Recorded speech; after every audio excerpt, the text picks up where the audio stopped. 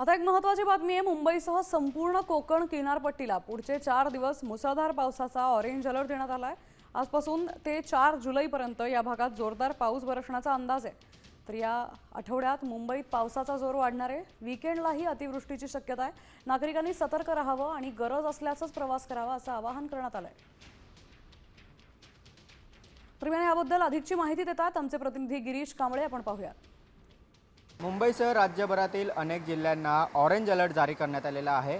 4 जुलैपर्यंत हा orange alert जारी असणार आहे। मुसळधार ते अतिमुसळधार पाऊस पडणार असल्याचा अंदाज हा हवामान विभागाने व्यक्त केलेला आहे। बंगालच्या उपसागरात पुन्हा कमी दाबाचं क्षेत्र तयार होतं आहे आणि त्यामुळे पाऊस परतण्याची शक्यता आहे ती वर्तवण्यात आलेली आहे। त्यामुळे या कालावधीत महाराष्ट्रातील जी सागरी किनारपट्टीवर आहे तो मुसळधार पाऊस पडेलच।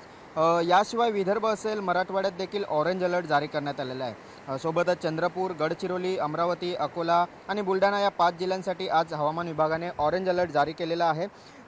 मुंबईत तर मुसळधार पाऊस पडणार असल्याचा अंदाज हा व्यक्त केलेला आहे। काल देखील मुंबईत पावसाच्या जोरदार सरी बरसलेल्या होत्या।